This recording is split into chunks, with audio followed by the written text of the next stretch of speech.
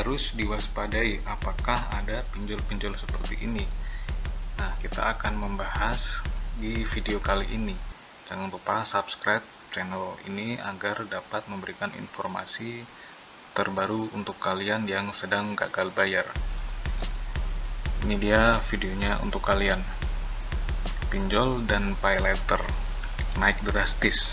Khusus untuk pinjol sendiri itu nilainya sampai 70,5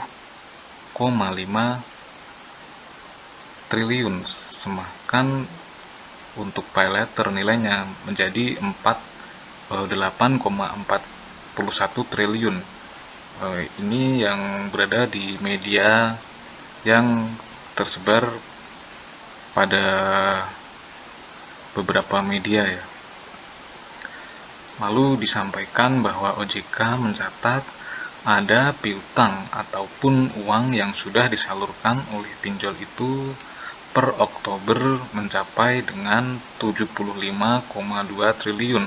Sementara untuk pay later sendiri itu meningkat sebesar 63,89% atau menjadi 8,41 triliun. Informasinya seperti itu yang sedang beredar di media. Dan juga untuk resiko kredit bermasalah ataupun yang galbay adalah 2,37%, turun dari September 2024 sebesar 2,38%. Turunnya hanya sedikit saja ya. Ini untuk yang masih galbay. Kalau ini jangan ditelan mentah-mentah, saya tidak yakin nilainya 2,37% dari 75 triliun tersebut. Kalau kita lihat begitu banyak orang yang masih galbay, bahkan memang jika hanya 2,37% tidak akan orang yang bundir. Dan saya yakin yang masuk laporan ke OJK itu adalah laporan yang tidak sesuai dengan yang terjadi di lapangan yang dilaporkan oleh pinjol ke OJK. Cuman yang perlu diwaspadai di sini adalah di antara 75 triliun yang digunakan untuk pinjol itu sebesar 73% di wilayah Pulau Jawa ya. Dan 26% berada di luar Pulau Jawa. Itu kenapa untuk DC-DC pinjol itu lebih banyak di wilayah seputaran Pulau Jawa. Nah, baru-baru ini Menteri Puan Maharani mengatakan bahwa untuk yang terkena pinjol seharusnya layak untuk mendapatkan BLT atau bantuan langsung tunai. Karena informasinya bantuan-bantuan BLT ini banyak yang tidak sesuai dengan kondisi dan salah sasarannya. Banyak yang ekonominya sudah naik tapi masih mendapatkan bantuan. Dan banyak lagi banyaknya perangkat desa yang bermain lebih memilih keluarganya atau pihak-pihak yang terdekat yang mendapat bantuan daripada masyarakat sekitar yang memang membutuhkan. Inilah penyebab salah satunya kenapa masyarakat menengah paling bawah itu lebih banyak menggunakan pinjol ketimbang mereka memperoleh pendapatan sendiri. Dan lebih-lebih lagi banyak sekarang yang menggemakan Garuda Merah, darurat nasional, akibat hilangnya 6 nyawa yang hilang karena teror pinjol. Nah, ayo kita simak fokus kepada simbol merah tersebut. Walaupun hari ini belum berefek karena tidak ada urus di perkara. Nah, semua usaha yang kita lakukan di sini pasti akan ada hasilnya. Jadi ada seseorang kawan yang bertanya, mengatakan bahwa di akhir tahun ini dirilis pinjol-pinjol mana saja yang wajib kita waspadai. Di sini saya informasikan kepada kalian.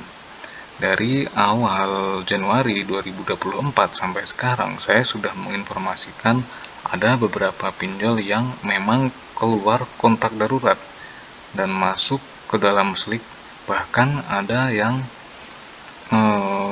tidak ada DC lapangan namun muncul DC bayaran. Nah, untuk kalian yang bertanya seperti ini, jawaban dari saya, kalian fokus saja di mana pinjol yang sedang kalian galbaikan. Nah, di sini ada contoh yang akan saya sampaikan, beberapa pinjol yang bisa digalbai.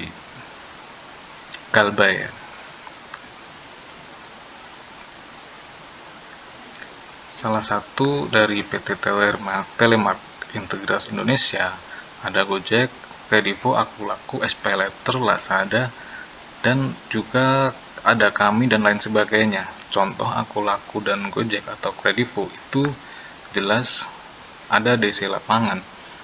Lalu Kredivo itu belum ada DC lapangan. Berarti kalau seandainya ada WA datang dari PT tersebut dan mengatakan bahwa mereka akan bekerja sama dengan pihak ketiga dan akan datang ke tempat kalian, itu jangan diiyakan atau dipikirkan. Kalian fokus saja, kalian bisa lihat rekanan yang ada di PT Telemark. Tidak semua yang dari Telemark itu menurunkan DC lapangan, tidak semuanya, karena yang membayar DC lapangan itu adalah pinjol, sementara Telemark ini dibayar oleh pinjol-pinjolnya. Jadi bisa dipastikan bahwa Telemark ini dibayar oleh pinjol itu hanya untuk menagih. Nanti pinjol itu akan bekerja sama lagi dengan perusahaan penyedia DC lapangan untuk datang ke tempat kalian, dan itu tidak semuanya pinjol-pinjol yang bekerja sama dengan Telemark ini menurunkan DC lapangan. Jadi fokus saja dengan pinjol yang kalian galbaikan. Kalau misalnya daerah kalian jauh dari perkotaan, kalau seandainya kalian galbainya cuma sedikit, itu kalian fokus saja. Kalaupun DC-nya datang diterima, kalaupun dia datang tidak datang ya sudah. Kalau dia baik-baik saya terima, kalau mereka kasar ya siap-siapkan mental kalian. Lalu yang kedua, kalian perlu perhatikan ya, ini kalau kalian jalan-jalan ke YouTube ataupun ke grup atau ke TikTok, Instagram, kalian perhatikan ada tidak beberapa komentar-komentar orang yang benar-benar diteror sama pinjol. Salah satunya yang paling banyak adalah ini Indodana. Berarti yang paling barbar menjelang akhir tahun ini adalah Indodana.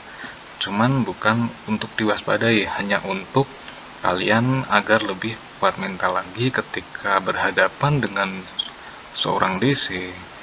Kalian sudah tahu, sudah diinformasikan bahwa DC-nya akan datang.